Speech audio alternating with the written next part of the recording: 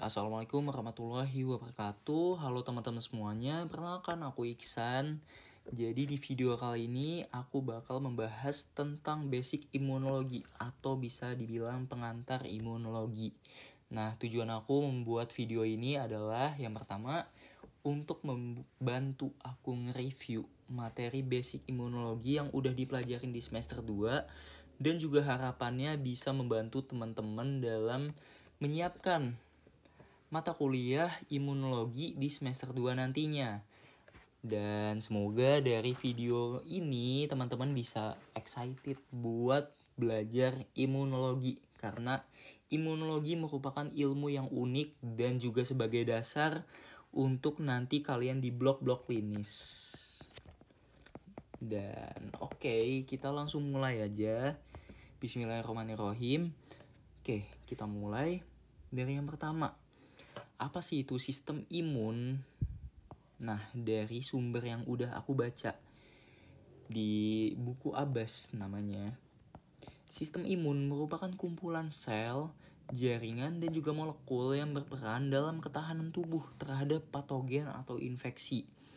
Nah, sel, jaringan, dan molekul yang berperan dalam ketahanan ini, kalau ada patogen atau infeksi yang masuk, baik berupa virus ataupun bakteri, atau bisa juga asam nukleatnya,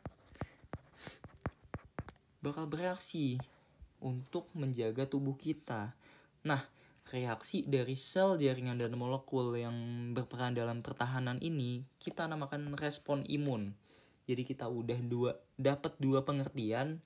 Yang pertama sistem imun yang isinya adalah sel, jaringan, dan molekul yang berperan sebagai polisi atau TNI yang menjaga tubuh kita dari yang namanya paparan infektan atau agen infeksi. Nah, reaksi virus dan juga reaksi sel, jaringan, dan molekul pertahanan ini kalau ada yang namanya patogen itu namanya respon imun. Nah, untuk menjaga tubuh kita, si polisi-polisi ini atau TNI ini punya dua pertahanan mekanisme. Yang pertama adalah imunitas bawaan atau innate immunity. Ini merupakan bawaan sedari kita lahir gitu. Lalu imunitas didapat atau adaptive immunity. Jadi imunitas didapat ini merupakan hasil adaptasi. Kalau misalnya ada paparan dari luar, nah tubuh kita pasti akan beradaptasi sehingga kita makin kuat untuk melawan paparan tersebut di suatu hari nanti. Nah, pertama-tama kita bakal bahas yaitu imunitas bawaan. Nah, imunitas bawaan merupakan pertahanan awal terhadap mikroba berupa mekanisme seluler atau mekanisme sel dan juga mekanisme biokimia. Nah, seperti yang udah aku bilang tadi, imunitas bawaan itu merupakan bawaan dari kita lahir. Imunitas bawaan atau innate immunity merupakan reaksi awal pertahanan terhadap mikroba dan antigen. Nah, coba teman-teman lihat di gambar berikut ini.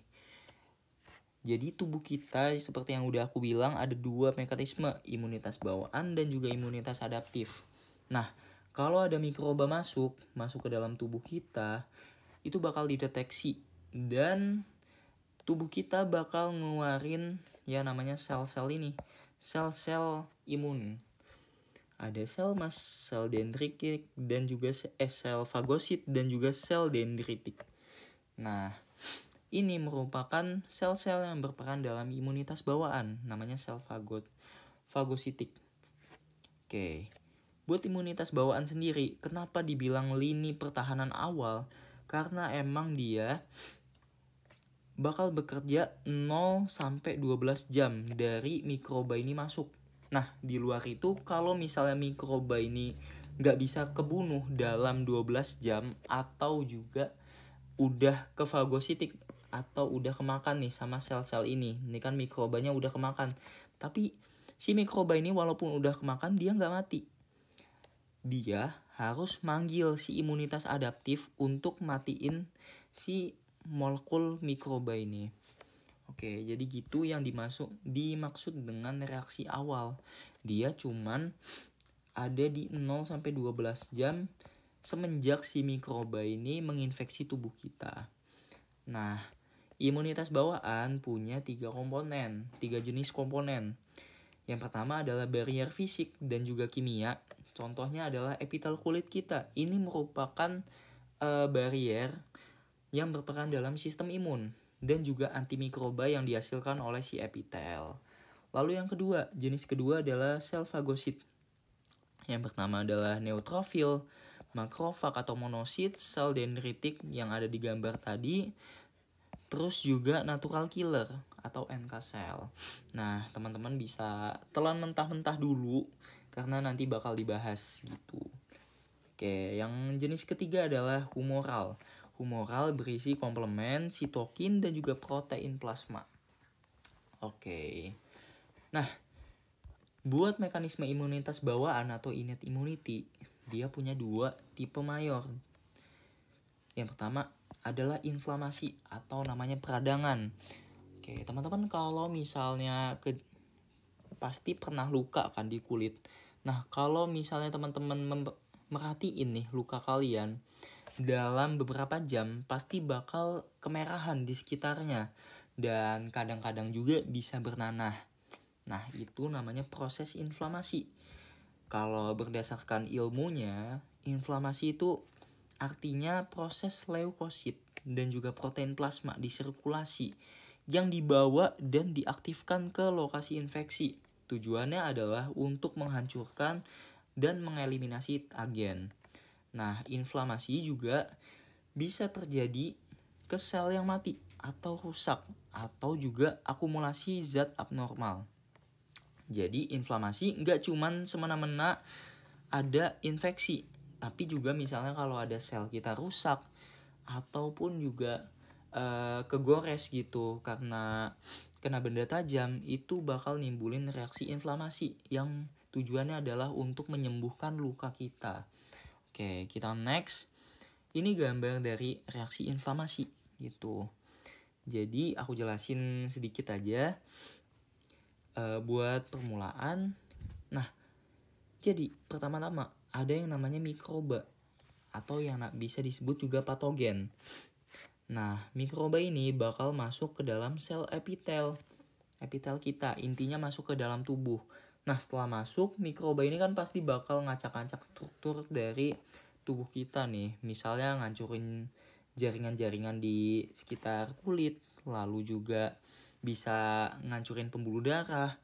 Nah, setelah dia buat onar nih, si mikrobanya ini bakal dideteksi atau tubuh kita ngasih sirine nih yang bakal nurunin si abang-abangan ini, sel-sel polisinya.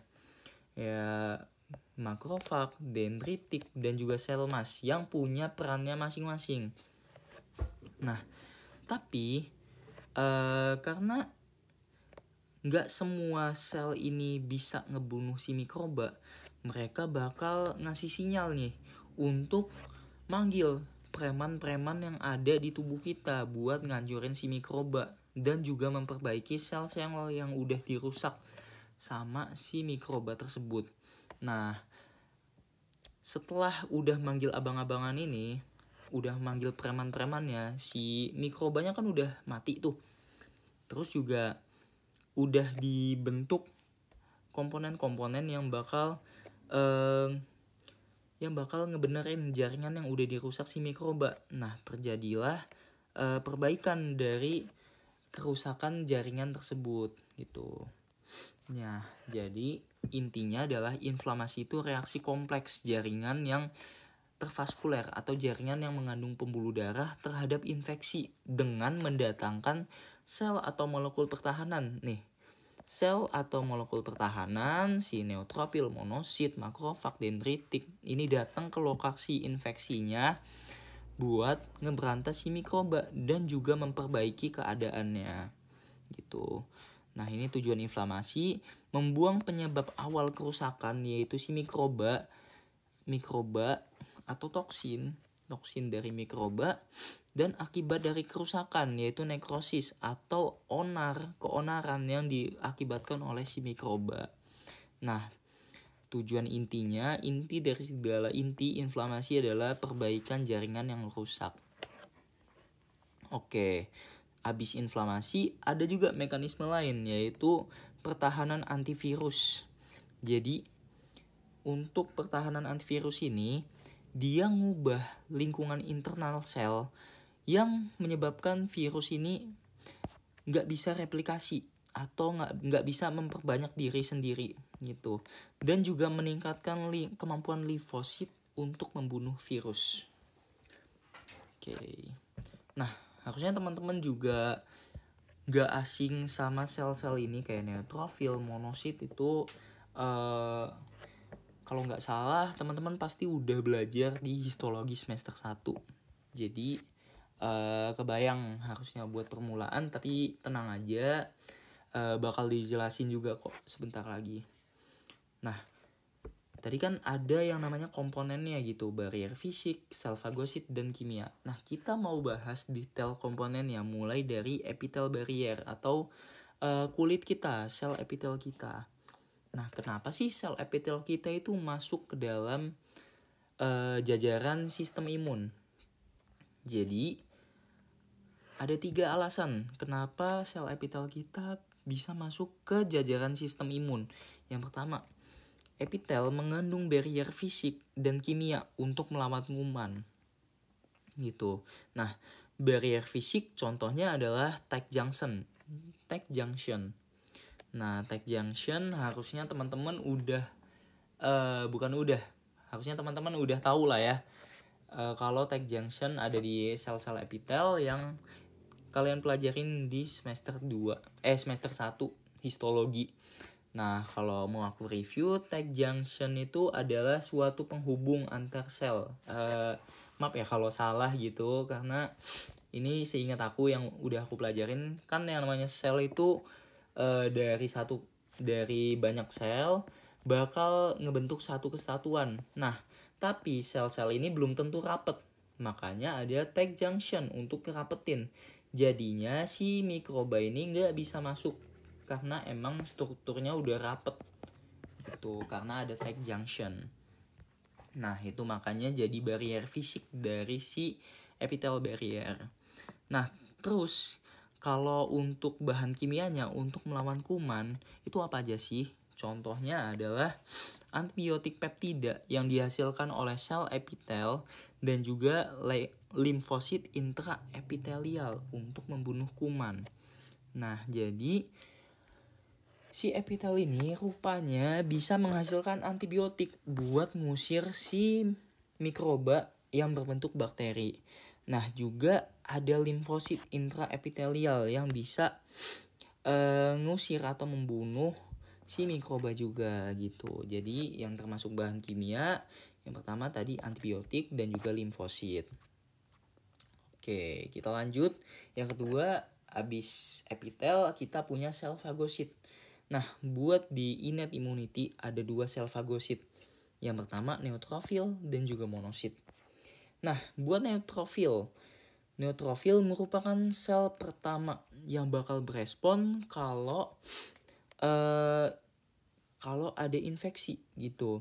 Nih, sel pertama yang akan bereaksi terhadap sebagian besar infeksi, terutama infeksi bakteri dan juga infeksi jamur. Nah, lalu neutrofil bakal memfagosit mikroba di sirkulasi dan segera masuk ke jaringan ekstraseluler di tempat infeksi dan bakal makanin kuman di tempat tersebut gitu. Jadi neutrofil udah sel pertama, terus juga dia bakal makanin partikel-partikel yang menginfeksi tubuh kita gitu. Nah, tapi setelah dia makan si partikel infeksi ini, dia bakal mati setelah beberapa jam. Oke. Jadi itu neutrofil, dia sel pertama yang bakal makanin kalau ada agen infeksi. Tapi kalau udah habis makan, dia bakal mati.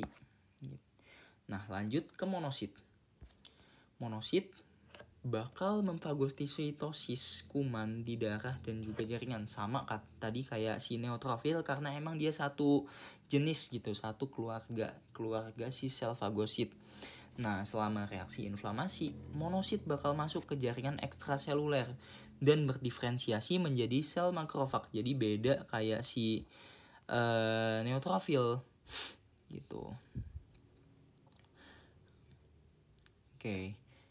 Jadi bakal berdiferensiasi menjadi sel makrofag. Nah, nggak kayak neutrofil, ini bedanya, nggak kayak neutrofil, makrofag abis makanin si agen infeksi, dia masih bakal hidup dan menetap di jaringan dalam waktu yang lama. Nah, ini si monosit dihasilkan dari sumsum tulang, terus juga jadi sel punca, terus monosit, dan bakal jadi makrofag yang bakal bertahan di jaringan. Tapi nggak hanya itu, makrofag ini dia beda-beda di tiap jaringan. Misalnya makrofag yang ada di otak namanya sel mikroglial, sedangkan makrofag di hati itu sel Kupffer. Nah, beda lagi kalau di paru, dia makrofag alveolus dan di lien makrofag sinusoidal gitu. Nah, kalau buat prosesnya, kalau nggak salah udah dipelajarin di histologi semester 1, dia emang dari sel punca, abis itu monosit, dan dia dialirin ke darah buat menyebar ke jaringan dan berdiferensiasi jadi makrofag yang udah tertera di gambar ini.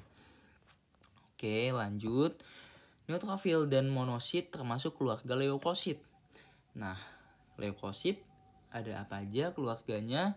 Yang pertama neutrofil, habis itu monosit udah pasti, basofil, eosinofil, dan juga limfosit. Oke, nah ini gambar-gambarnya yang tadi udah aku sebut.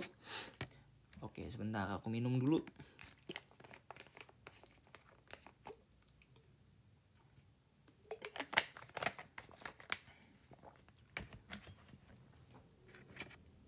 Oke, yang pertama adalah makrofag.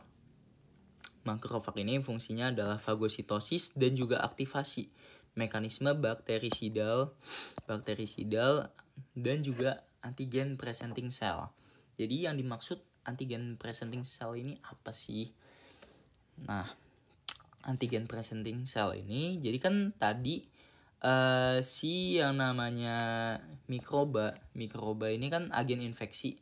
Nah, namanya tiap molekul yang masuk ke dalam tubuh dan dianggap itu asing, itu namanya antigen gitu. Nah, tugas si makrofag ini adalah mempresentasikan atau mengenalkan, nih kalau ini partikel asing loh, ini harus dibasmi gitu. Nah, lanjut, ada yang namanya dendritic cell. Dendritic cell itu tadi ambilan antigen di perifer dan juga APC atau antigen presenting cell di nodus limfatikus. Nah, makanya tadi aku bilang kalau tiap sel yang di sini itu punya fungsinya masing-masing. Jadi kalau makrofag ini dia yang bisa memfagositosis, tapi kalau dendritic cell yang maju, dia kan cuma bisa ngambil si antigen atau mikroba ini.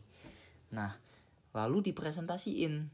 Nah, cara presentasiinnya gimana? Dia bakal ngeluarin sinyal berupa mediator. Mediatornya ini bisa amin dan juga sitokin. Ya, aminnya bukan amin yang ini ya, bukan ya. Bukan amin yang ya ini tahulah.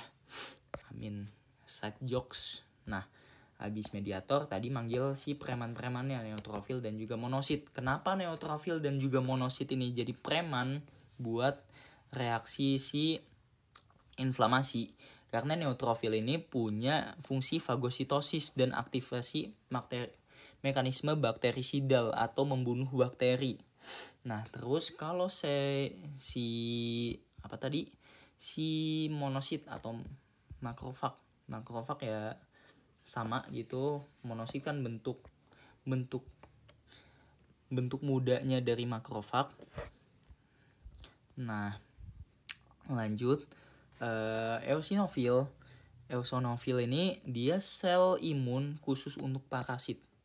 Jadi emang dia paling paling spesial karena emang dia khusus untuk nanganin parasit, SPP, spesialis parasit.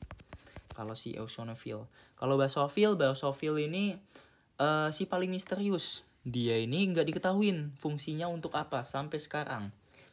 Nah, kita lanjut ke sel mas.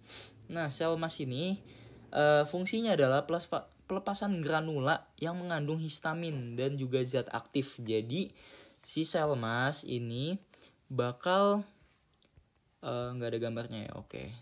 Jadi aku jelasin, sel mas ini fungsinya adalah untuk perbaikan jaringan karena mengandung granula dan juga mengandung histamin. Jadi sel mas ini fungsinya untuk dia bakal inisiasi reaksi peradangan. Nah, inisiasi reaksi peradangan ini fungsi histamin. Gitu. Ada nggak ya sel? Nah, ini sel mas.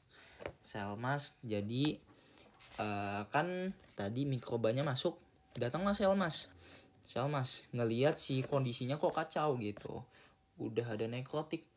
Nah, makanya si sel mas ini bakal ngeluarin histamin buat memicu vasodilatasi atau kemerahan. Jadi pembuluh darah yang lebar yang memudahkan leukosit ini dia mengalir di pembuluh darah.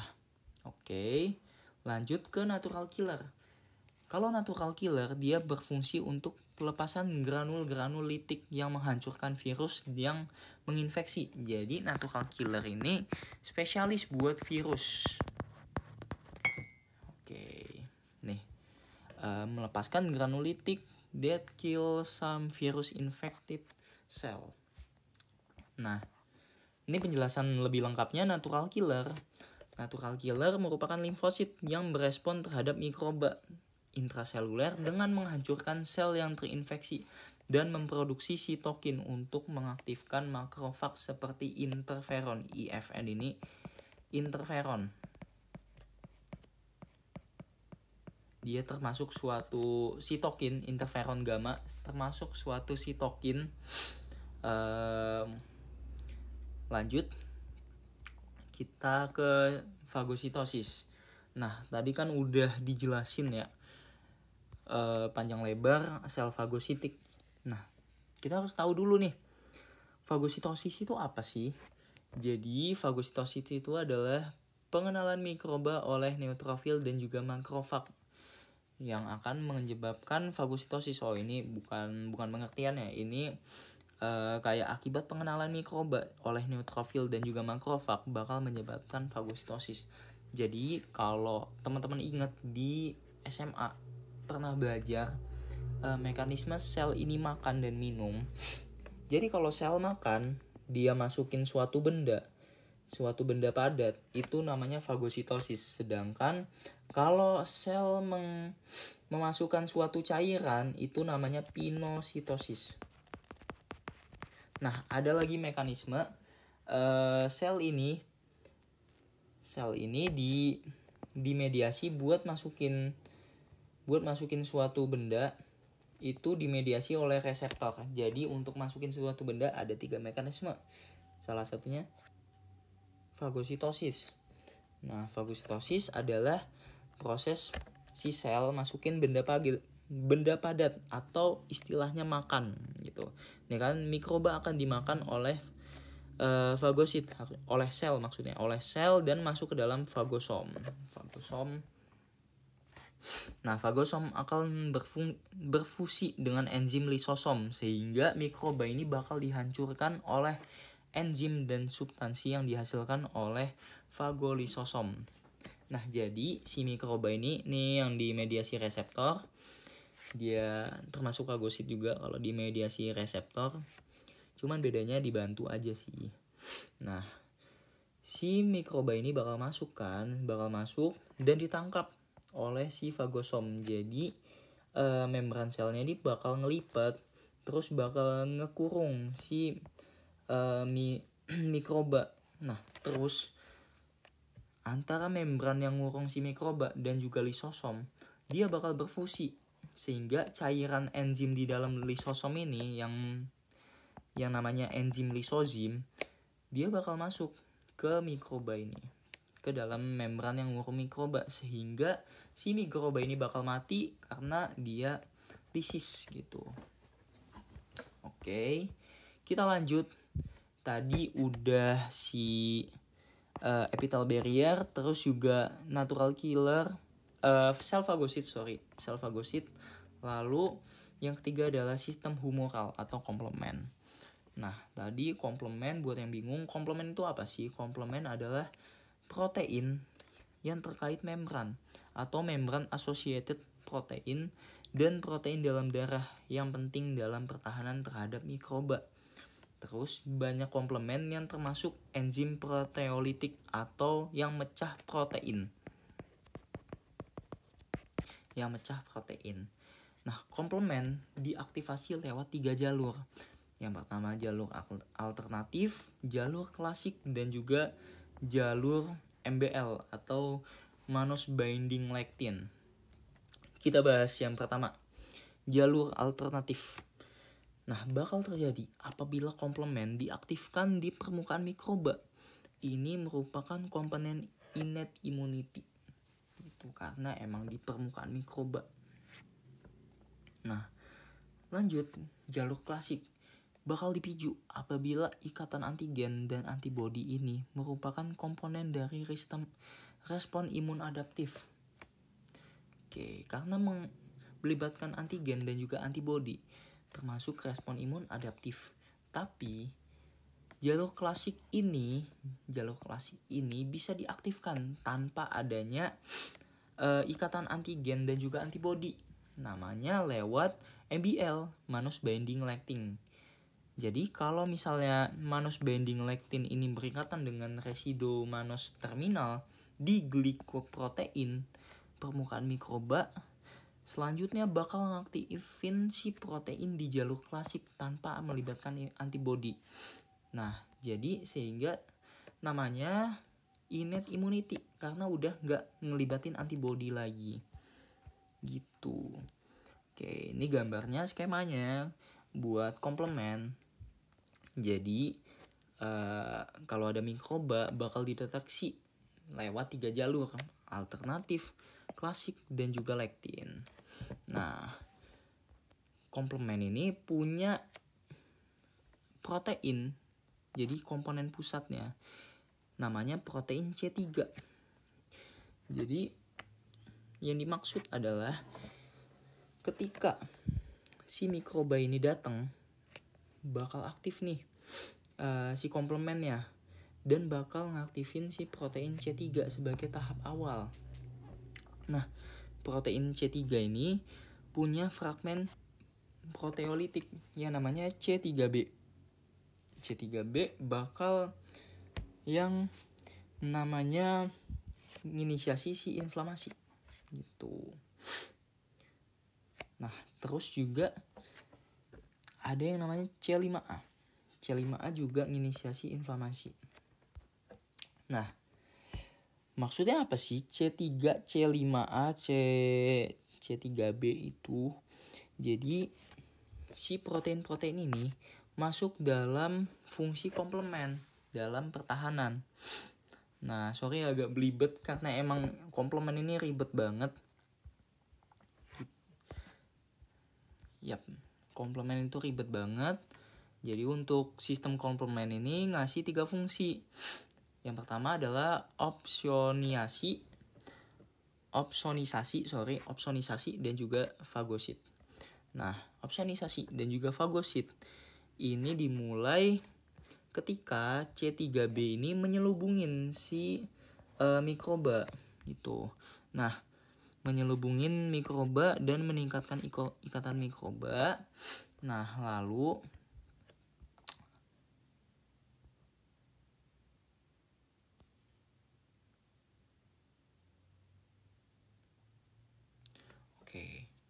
Oke, sorry.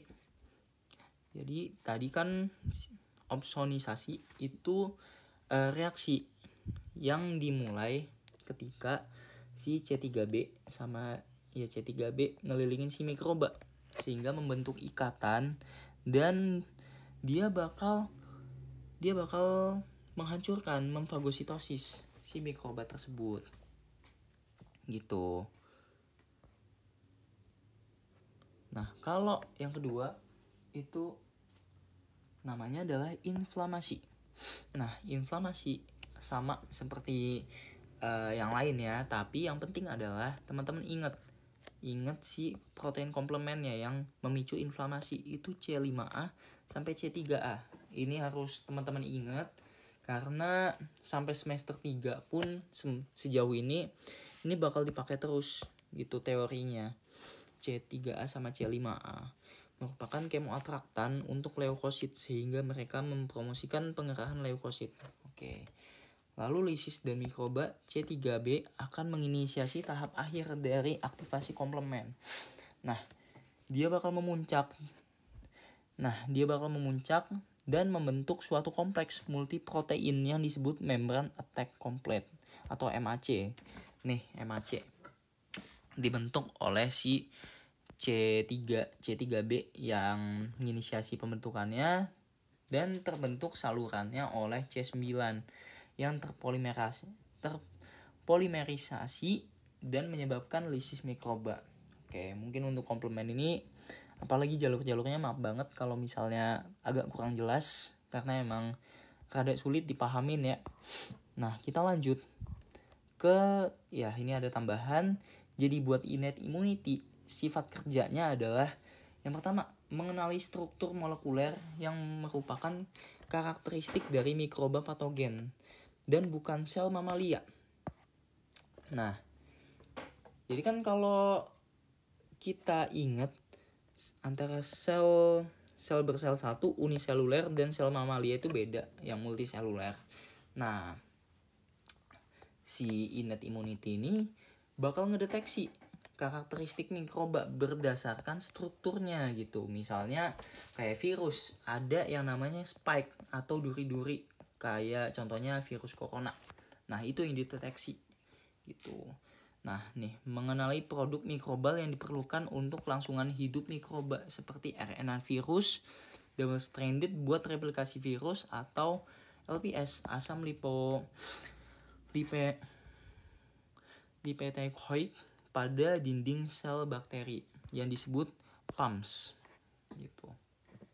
Jadi yang dimaksud adalah si PAMS ini bakal mengenali produk-produk atau bagian-bagian dari agen infeksi untuk melihat lokasi dari agen infeksi tersebut. Intinya adalah mengenali si agen infeksinya.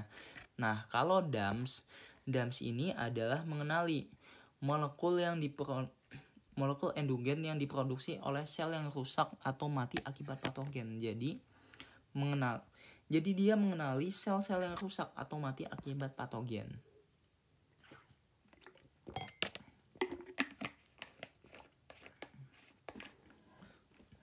Oke.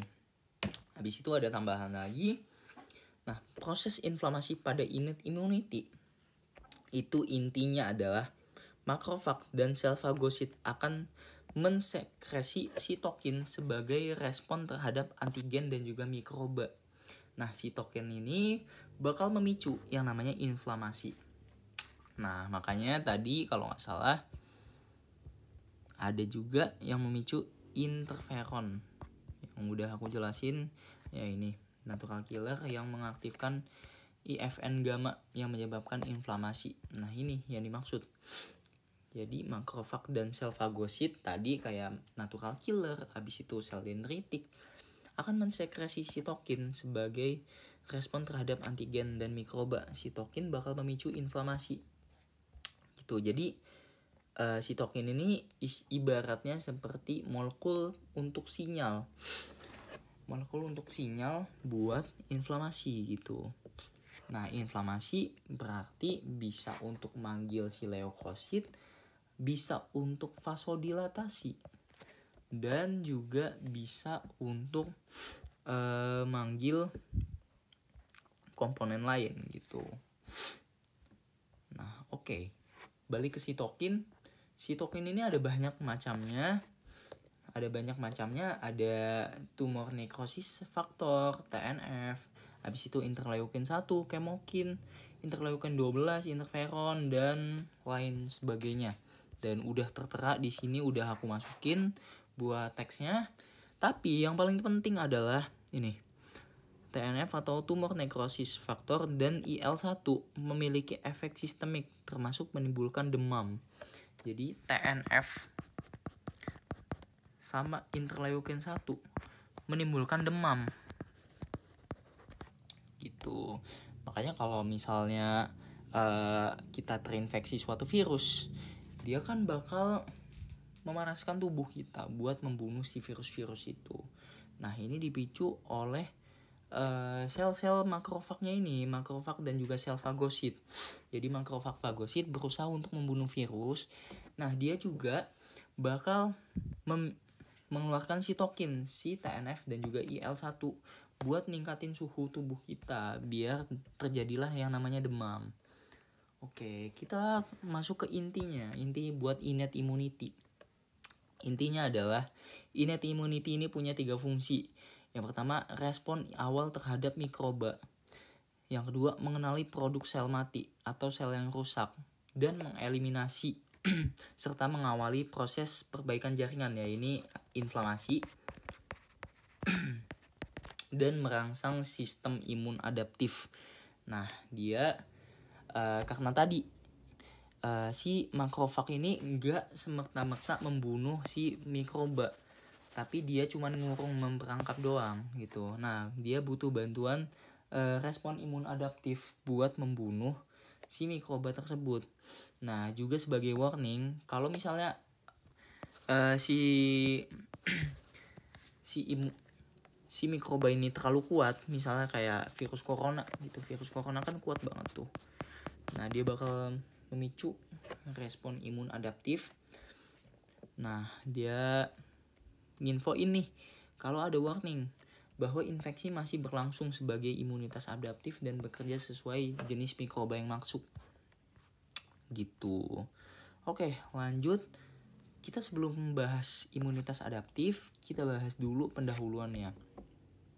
Jadi, sistem imun ini berasal dari organ limfoid. Nah, organ limfoid ada 2 tipe organ limfoid. Yang pertama limfoid primer, yang kedua limfoid sekunder. Nah, kalau limfoid primer terdiri dari sumsum tulang atau bone marrow dan juga timus. Nah, 2 organ ini itu berperan dalam menghasilkan limfosit. Bedanya apa? Bedanya kalau bone marrow dia tempat diferensiasi dan maturisasi limfosit B. Tapi kalau timus, dia diferensiasi dan maturisasi limfosit T.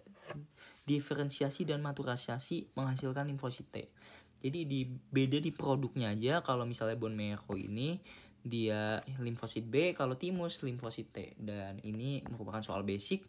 Teman-teman harus udah di luar kepala karena pasti keluar sih buat di ujian gitu.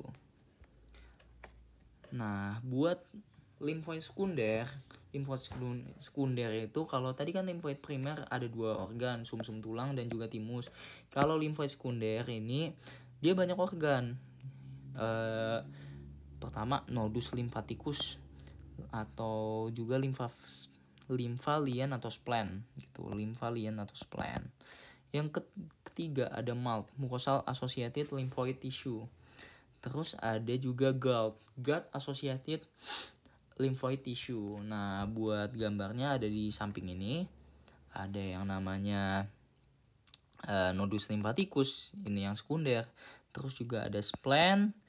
Nah, terus juga di gut pasti ada di intestine. Nah, terus bone marrow ini ada di os femur karena dia yang paling banyak kan. Dan juga timus bakal ngasilin limfosit T. Oke, kita lanjut ke istilah antigen dan juga antibodi. Nah, antigen dan juga antibodi itu merupakan dasar dari respon imun, dasar dari sistem imun gitu. Jadi antigen sama antibodi ini udah kayak Tom and Jerry. Si antigen ngejar antibody, si antibody ngejar antigen, antigennya selalu berusaha menghindar dari antibody karena dia seperti yang namanya air dan minyak, dia nggak bakal bisa bersatu. Kalau dia bersatu, si antigennya ada pasti mati gitu. Nah, antigen itu tadi udah aku jelasin secara singkat. Jadi kalau dari bahasa aku, antigen itu molekul asing yang masuk ke dalam tubuh.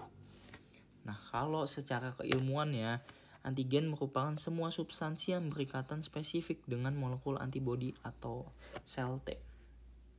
Antigen berupa hasil metabolit, gula, hormon, dan lipid. Nah, antigen yang dikenal sel T adalah peptida. Oke, jadi aku jelasin secara singkat aja bedanya limfosit B sama C. Limfosit T.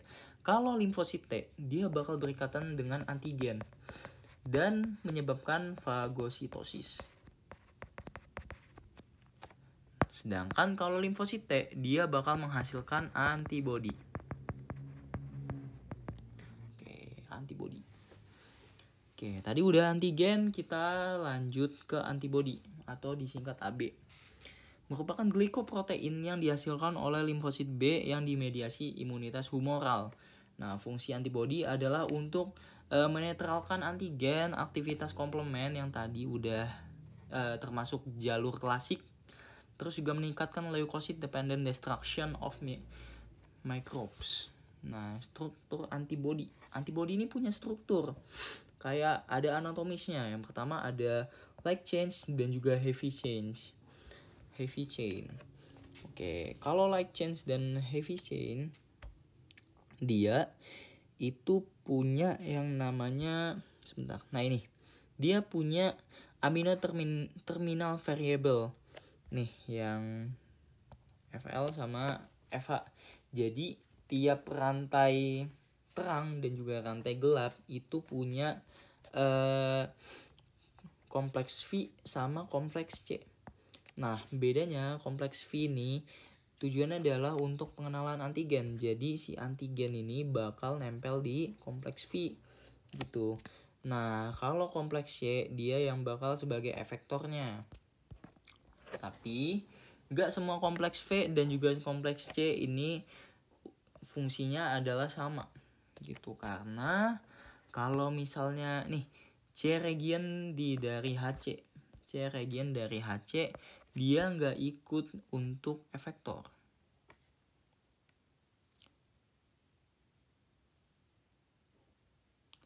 Oke, C region dari HC nggak ikut dalam pengenalan antigen, tapi berinteraksi dengan molekul sel efektor dari sistem imun.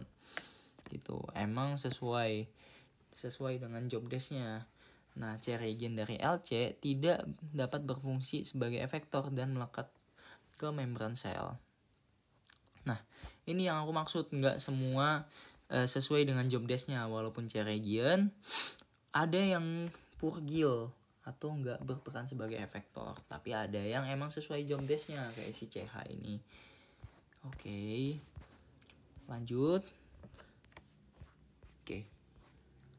ke imunitas adaptif.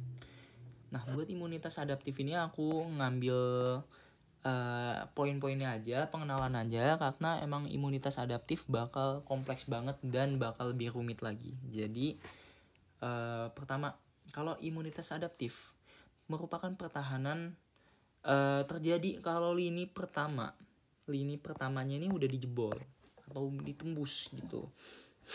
Terus dia spesifik terhadap antigen dan patogen tertentu.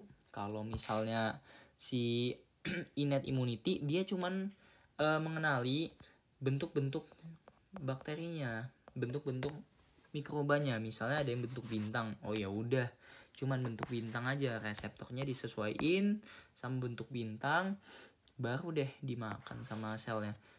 Tapi dia nggak tahu bentuk bintang ini ada banyak. Ada misalnya bintang warna biru, bintang warna merah, nih analoginya ya. Tapi dia nggak bisa bedain antara bintang biru sama bintang merah gitu. Ini aku gambar aja bintang. Oke, mana warna biru? Oke, ini misalnya ya, ada bintang biru dan juga ada bintang merah. Nah, kalau si Inet ini dia nggak bisa bedain mana biru, mana merah. Dia cuma tahu bentuk bintang aja. Bentuk bintang, reseptornya disesuaiin. Tapi kalau udah beda ekornya atau udah beda tiap bentuknya, dia udah nggak bisa bedain lagi. Atau beda sifatnya, mana yang lebih ganas, mana yang lebih kalem, dia udah nggak bisa bedain gitu. Dia cuma tahu bentuknya aja. Dia cuma mandang fisiknya aja. Nah, kita lanjut. Oke, itu tadi untuk innate immunity, kalau dia emang cuma bisa bedain bentuknya aja. Tapi kalau imunitas adaptif, dia bisa bedain bintang ini sifatnya apa aja. Misalnya sifatnya kakinya lebih pendek, terus juga tangannya juga dia nekuk ke bawah. Itu contohnya gitu. Misalnya misalnya si imunitas adaptif, ada 2 tipe virus spike. Virus spike kan ada virus HIV, ada virus corona. Nah, si imunitas adaptif ini bisa ngebedain antara HIV sama virus corona walaupun bentuknya ini mirip, ada spike-nya. Kayak gitu. Nah, terus dia imunitas adaptif punya yang namanya cell T memory. Jadi, kalau kita udah keinfeksi virus corona dan kebentuk antibodi, maka dari itu kita bisa melawan virus corona kalau kita keinfeksi lagi karena kita punya memori. Kita punya yang namanya data cara ngelawan si virus ini gitu. Nah, sedangkan kalau innate immunity, dia cuma fagosis doang kan, dia cuma makan sel doang. Makanya dia nggak bisa ngeberantas lagi kalau terkenanya gitu. Dia butuh yang namanya imunitas adaptif biar terbentuk memori untuk tubuh kita tahu nih kalau kena paparan lagi makin cepet buat ngelawannya. Kalau nggak ada memori, tubuh kita sama aja kayak ngulang dari pertama kali, mengenalin dari pertama kali itu. Oke.